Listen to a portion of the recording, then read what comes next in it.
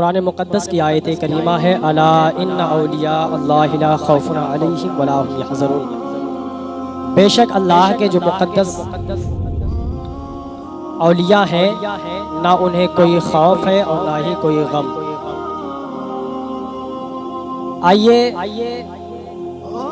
हम और आप मिलकर गरीब नवाज की बारगाह में खिराज अक़ीदत पेश करने का शरफ़ हासिल करते हैं।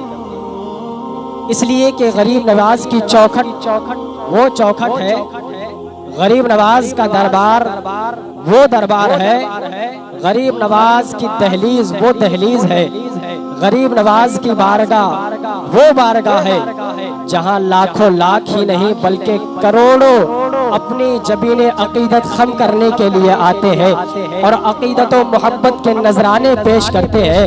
और सिर्फ आम इंसान ही नहीं बल्कि उस चौखट पर गरीब नवाज की दहलीज पर फकत आम इंसान ही नहीं बल्कि औलिया भी तशरीफ लाते हैं, उलमा भी तशरीफ लाते हैं, सूफिया भी तशरीफ लाते हैं, अतकिया भी तशरीफ लाते हैं, ईमान वाले भी आते हैं और बेईमान भी आते हैं। गरीब नवाज की चौखट पे सिर्फ ईमान वाले ही नहीं बल्कि बेईमान भी आते हैं, मुसलमान ही नहीं बल्कि कुफार भी आते हैं। बल्कि हद तो ये है कि जिन्हें पता ही नहीं है कि गरीब नवाज किस जात का नाम है, वो भी झोलियां फैलाए हुए गरीब नवाज की चौखट पर हाजिर होते हैं। मगर आने का अंदाज अलग अलग है, आने का तरीका अलग अलग है। कोई आता है गरीब नवाज की चौखट पर तो अल्लाह रब्बुल इज्जत की हम्दो सना करते हुए आता है, कोई आता है तो हुजूर अलैहिस्सलाम पर दुरूदो सलाम की डालियां पेश करते हुए आता है, कोई आता है तो गरीब नवाज की मनक़बत बढ़ता हुआ आता है। सबका अपना अपना अंदाज है, सबका अपना अपना तरीका है, सब आते हैं गरीब नवाज की चौखट पर। गरीब नवाज की दहलीज वो दहलीज है, गरीब नवाज की चौखट वो चौखट है कि अगर कोई अपने वक्त का प्रधानमंत्री भी आए या दुनिया का कोई फिल्म अदाकार भी आ जाए तो खाली हाथ नहीं आता बल्कि चादर और गागर लेकर। ये वो चौखट है जहाँ कोई खाली हाथ आता ही नहीं, यहाँ कोई खाली हाथ नहीं आता तो खाली हाथ जाएगा। ये वो चौखट है जहाँ सबकी झोलियां भरती है। गरीब नवाज का दरबार वो है जहाँ आने वाले आते हैं और अपनी मुरादें पूरी हो जाती है, चले जाते हैं, अपनी झोलियां भरते हैं और चले जाते हैं। बल्कि ये जाने वाले जाते हैं और ये बताते हैं कि गरीब नवाज का वो दरबार है कि जहाँ भिखारी आए तो झोलियां भर के जाता है, अगर कोई बीमार आए तो शिफायाब होकर जाता है, अगर कोई बेचैन आए तो उसे करार मिल जाता है, अगर बेचैन आए तो चैन मिल जाता है, अगर बेकरार आए तो उसे करार मिल जाता है, अगर बेसहारा आए तो उसे सहारा मिल जाता है, अगर बेआसरा आए तो उसे आसरा मिल जाता है। और आते हैं तो जब जाते हैं तो ये कहते हुए जाते हैं, किसी को जमाने की दौलत मिली है, किसी को जहाँ के हुकूमत मिली है, मैं अपने मुकद्दर पे कुर्बान जाऊं, मुझे गरीब नवाज की निस्बत मिली है। पे कुर्बान जाऊं, मुझे गरीब नवाज की निस्बत मिली है।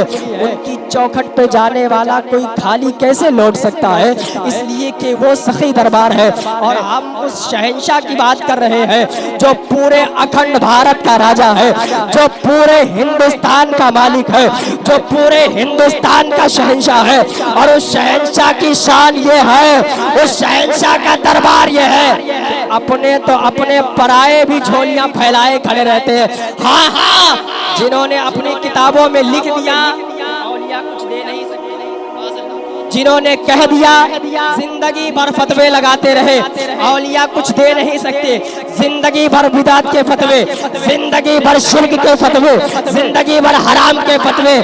जनाब हमने भी जब अजमेर मोहल्ला का उर्स आता है तो उन्हें भी वहाँ टहलते देखा है, उन्हें भी जाते आते देखा है। अब मैंने आलम तसव्वुर में सवाल किया, जनाब आपके तो मुल्लाओं ने लिखा था, थाना भवन के ठेकेदारों ने तो लिखा था कि यहाँ आना शिर्क है, यहाँ जाना शिर्क है, औलिया से मांगना शिर्क है। आप कहाँ चक्कर लगा रहे हैं, आप कैसे आ गए? तो उनका जवाब ये होता है, क्या करें जनाब, सालों हो गए, सालों हो गए, औलाद होती नहीं, खुदा की मर्जी, औलाद से महरूम हो। कई तबीबों को दिखाया, कई डॉक्टरों को दिखाया, कई हकीमों को दिखाया, न जाने कहाँ कहाँ भटका, लेकिन औलाद नहीं होती। हमने सोचा चलो हर जगह तो दिखा लिया है, ज़हरा की नस्ल में आने वाले शहजादे की चौखट पर जाकर अपनी ज़मीन अकीदत को खम करते हैं। क्या पता औलादे अली अगर अपनी निगाहें करम फरमा दे, अगर निगाहें डाल दे, तो हम भी ये कहते हुए जाएंगे, जहाँ भीख मिलती है बेगुमा, ये बड़े सकी का है आस्था, यहाँ सबकी भरती है झोलियाँ, यहाँ सबकी भरती है झोलियाँ, ये दरे गरीब नवाज है, यहाँ सबकी भरती है झोलियाँ, ये दरे गरीब नवाज है। उस शहंशाह की बात कर रहे हैं जिस शहंशाह ने 90 लाख को ईमान की दौलत से सरफराज।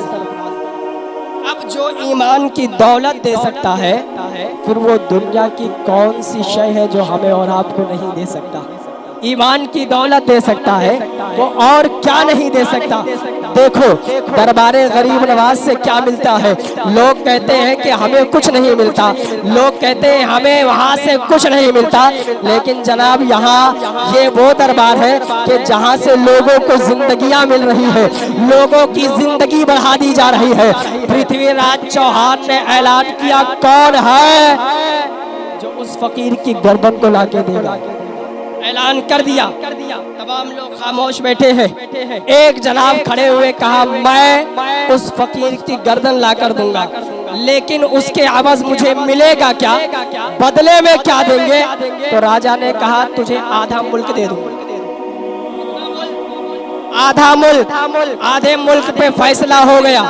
राजा ने कहा, तुझे आधा मुल्क दूंगा, तू फकीर की गर्दन देगा, और जाना तो खंजर लेकर जाना, और यहाँ से खंजर लेकर जाना, वहां से सर लेकर आना, बिना खाली हाथ आना नहीं, खाली हाथ लौट कर नहीं आना, वादा हो गया है। अब गरीब नवाज के दरबार पर चढ़ा है, करने क्या जा रहा है? गरीब नवाज का सर उड़ाने के लिए जा रहा है, गरीब नवाज का सर लाने के लिए जा रहा है। हुजूर गरीब नवाज तशरीफ फरमा है, तमाम लोग बैठे हुए हैं, मजमा लगा हुआ है, गरीब नवाज वाज फरमा रहे हैं, तकरीर कर रहे हैं। उनकी जबान में कह दूं, प्रवचन दे रहे, प्रवचन दे रहे थे।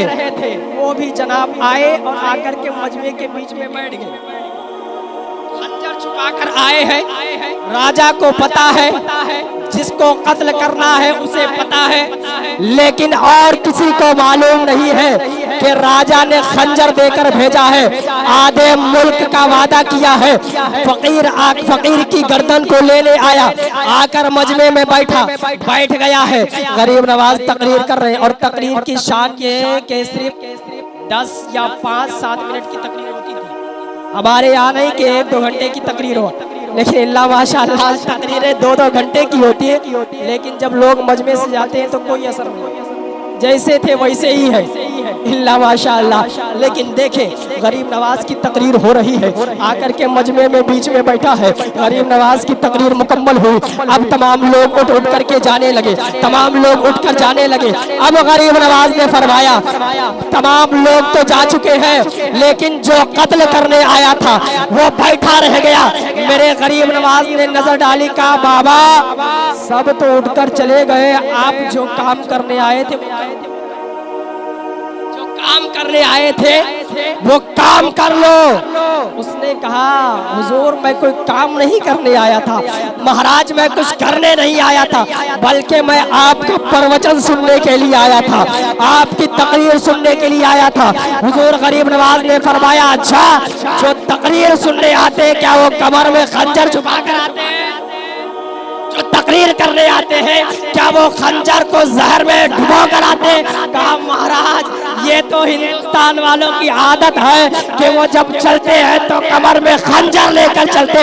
हुजूर गरीब नवाज मुस्कुराए, अच्छा खंजर लेकर चलते तो क्या आने से पहले पहले महाराज से हमारी गर्दन को मारने पर आधे मुल्क का सौदा करके जैसे ही इतना सुना, सुनने के बाद गरीब नवाज के कदमों में गिरा, कहा हुजूर आप मुझे पता चल गया कि आप हक पर हैं, आपका दीन हक है, आपका इस्लाम हक है, आप हक पर हैं, आप सच्चे हैं। अरे मैं खंजर लेकर आया हूँ। महाराज के बीच में मेरी बात हुई थी, महाराज से मैंने वादा किया था, महाराज ने मुझसे वादा किया था, लेकिन आपको कैसे पता चला? अब मैं समझ गया हूँ। अब हुजूर अपने साथ रखिए।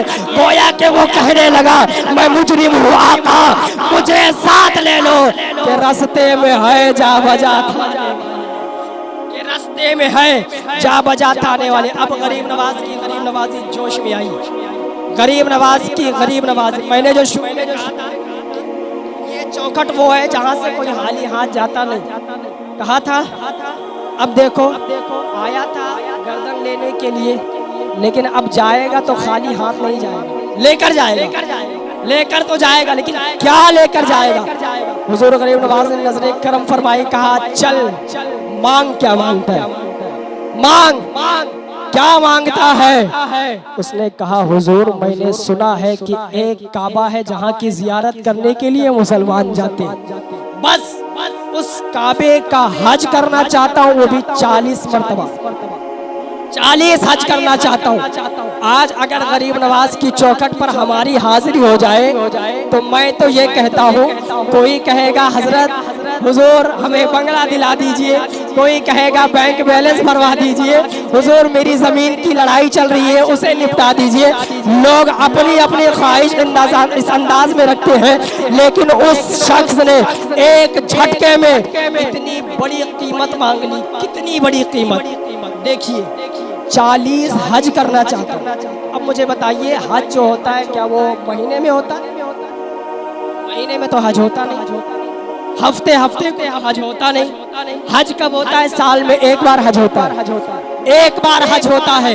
अब उसने 40 हज करने के लिए कहा कि 40 हज करना चाहता हूँ।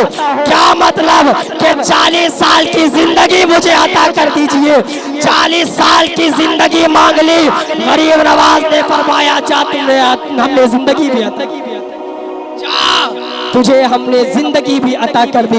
अब बताइए कि गरीब नवाज की चौखट से अब आपको क्या चाहिए? चौखट से उस चौखट की शान तो ये है कि गरीब नवाज की चौखट पे बुढ़िया आकर रोए और कहे हुजूर हाकिम वक्त ने, जालिम हुक्मरान ने मेरे बच्चे को हक कत्ल कर दिया, मेरे बच्चे को सूली पर चढ़ा दिया है। हुजूर गरीब नवाज मुसल्ले पर है। कहा अच्छा मेरे बेटे को नाहक कत्ल कर दिया गया?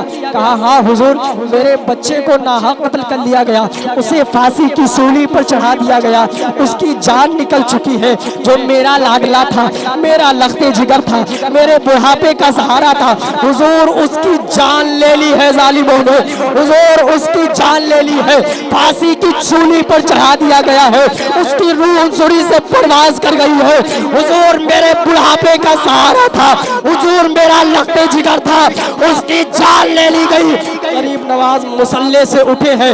उठने के बाद कहा चल मुझे ले चल, कहाँ तेरे बच्चे को कत्ल किया गया है, कहाँ तेरे बच्चे की जान ली गई है। बुढ़िया हुजूर गरीब नवाज के साथ चली है और जाकर के हुजूर गरीब नवाज ने देखा कि उसका बच्चा सूली पर चढ़ा हुआ है। गरीब नवाज आगे बढ़े। आगे बढ़ने के बाद हुजूर गरीब नवाज ने उस लाश की तरफ देखा और देख कर कहा, अगर तू नाहक कत्ल किया गया है, अगर तू नाहक कत्ल किया गया है तो मैं मोइनुद्दीन चिश्ती कहता हूँ खुदा के हुक्म से खड़ा हो जा खड़ा। अगर तू नाहक कत्ल किया गया है, जैसे ही जुमले निकलने थे, गरीब नवाज के जुमले निकलने थे, उस बुढ़िया ने देखा उसका बच्चा सूली के फंदे से उतर कर नीचे आया, माँ के कदमों से लिपट गया। माँ ने कहा बेटा यहाँ क्यों आता है, यहाँ क्यों आ रहा है, जा गरीब नवाज के कदमों से लिपट जा, इसलिए कि ये उनका सदका है जो तुझे जिंदगी अता कर दी गई है, तेरी जान में जान आई है। वो जाकर हुजूर गरीब नवाज के कदमों से लिपटा, गोया कि वो कहने लगा कि सुनाने अपनी बर्बादी के अफसाने कहा जाते, तेरा दर छोड़कर खाजा ये दीवाने कहा जाते। हमेशा भीख हमने तो तेरी चौखट से पाई है, हम अपना दामने उम्मीद फैलाने कहा जाते। खाजा तुम्हारे सर पे ताज है मुश्किल कुशाई का, हम अपनी उलझने औरों में